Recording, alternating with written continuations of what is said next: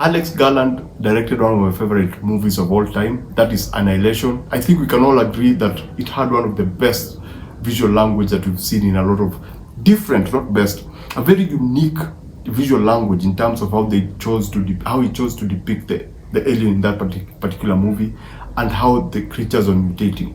That was Annihilation. Today we're talking about Civil War. Had that he was doing another movie, he was doing a war movie. So my expectations were that he was going to take the war theme and do something different with it. We are going to have very deep characters and we're obviously going to have great visuals. So did he deliver or did he not deliver? Well, let's talk about it now. The first thing that I noticed about this movie is that it has a very simple premise. We are in New York, Brooklyn, we are going to Washington. We are journalists. We have a photographer, we have writers, we have the new small one, the much younger, inexperienced photographer, and then we have the seasoned photographer who's seen so much stuff that she has developed a thick skin. And so going through this, there's a group. Basically, my thoughts were that the movie had two groups of people. We had the younger characters, and then we had the older characters who had seen a lot of, war was nothing new to them. So they were kind of seasoned.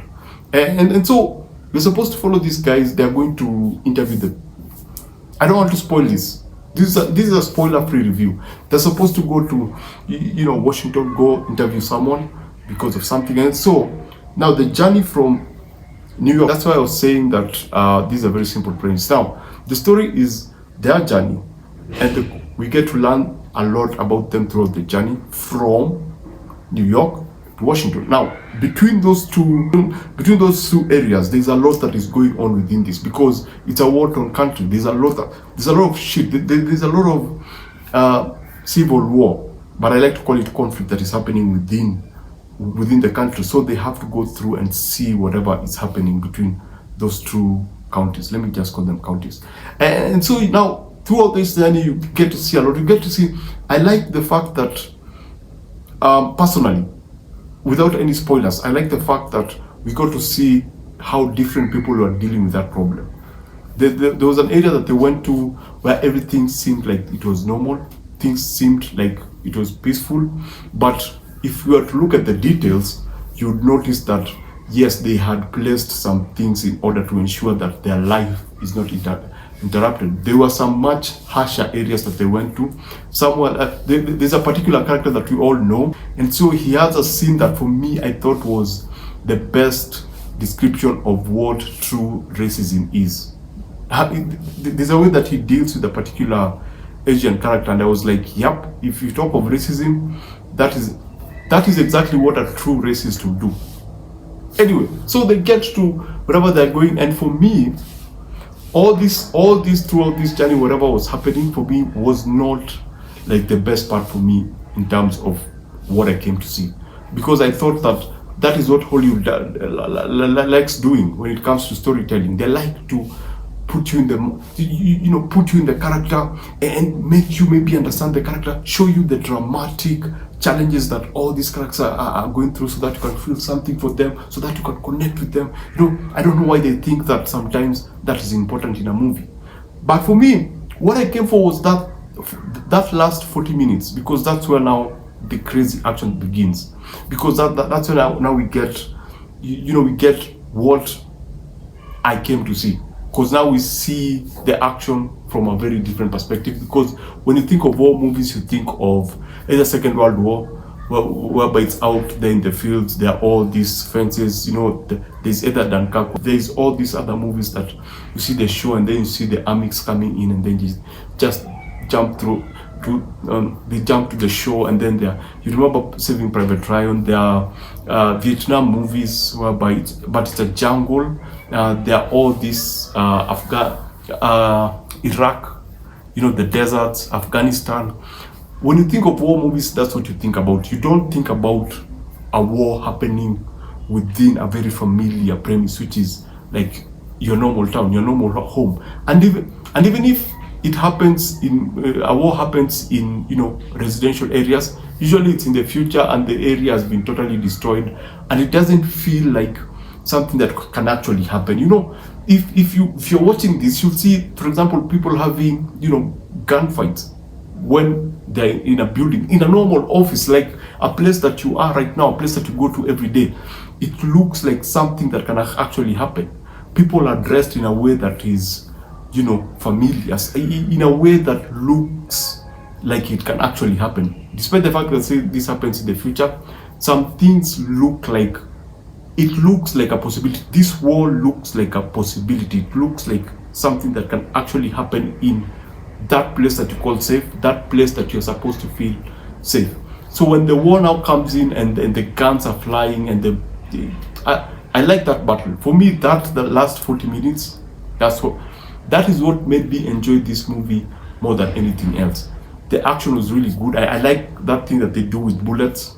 In any movie, if you put that in, I'm in. Land of Bad was a very bad movie, but once that those gunshots began and they started showing those bullets just flying by, for me, I was like, yeah, that's it. So yeah, that 40 minutes is very entertaining. Yeah, the sound design is really, really good.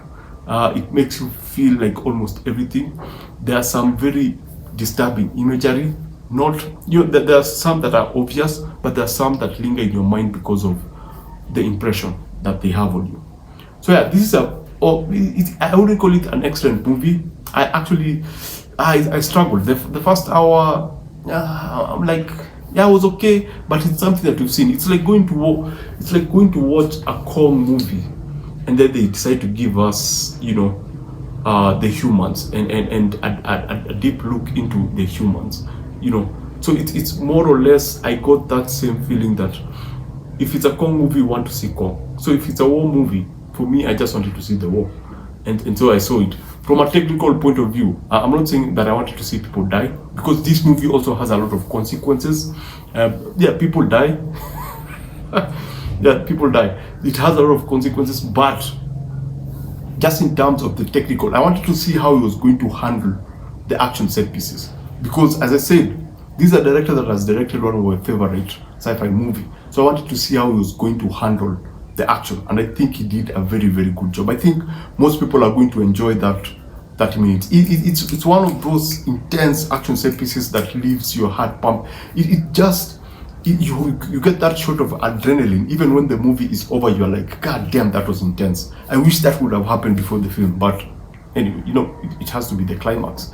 So is this like a really, really good movie? Is it worth your money on the big screens? Yes, it is. You know why? Number one, the sound. There's a lot of music. There's a lot of music that is surreal. That's something I noted. The music was surreal in relation to what we were looking at. The blend of the two and what you're watching. It just gave me a surreal feeling. Then the visuals are really, really awesome. The white, oh man, the beautiful white shots. Yeah, you have all this conflict and stuff. There's some like super beautiful shot. Then the composition during the action set pieces. There's a scene with the chopper in the streets. The way they chose to frame that, there's just the way they're able to, capture a wide shot that is a reflection of what we are used to in terms of war movies. But then they are in a very different location that, I felt conflicted because I was like, no, this can't be happening in a place like this, but it's happening. So I'm watching it. It's framed like a war movie. It feels like a war movie. It is a war movie, but I was not able to piece the idea that this is happening there. I don't know if I'm making sense. So yeah, this is a great movie. It's a great action movie.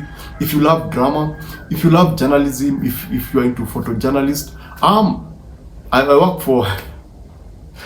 for a publication company. My day job, my 9 to 5. I'm a graphic designer, and so this was weird watching them, because you remember back 2020, you had to show your press whatever, your press whatever. So during some scenes when they were, showing their press whatever, I was like, yeah, being there, man, but for a different reason. So it's interesting if you're into if you're a photojournalist, or if you've been in the environment of journalists, then some of these things ring familiar. Yeah, if you find it hard to believe, I actually even write movie reviews for a publication company. I'll leave a link below. So basically that's it. Remember to always, if I was to give this out of 5, I'll give this a 4, just for the last 40 minutes. For people who enjoy journalism, as I was saying, you probably give this a 4.5, because it puts you in the mind of a photojournalist and what they have to go through, to get through with their job. And it puts you, it has that, journalists usually have that pride in what they do. And so if you know them or you've interacted with them, some things will look very familiar in how they behave. Yeah, so basically that's it. Remember to always watch what you enjoy and enjoy what you watch. I shall see you on the next one. Thanks for being here. I'm on a arc to 10,000K. So if you're watching this video for the first time, you've never been here before, you've never seen my face before, we've never interacted before, just click that like button, click that subscribe button first, and then if you really like this video, you can actually click the like video. So basically that's it. Thanks for being here. Thanks for watching this. I shall see you on the next one.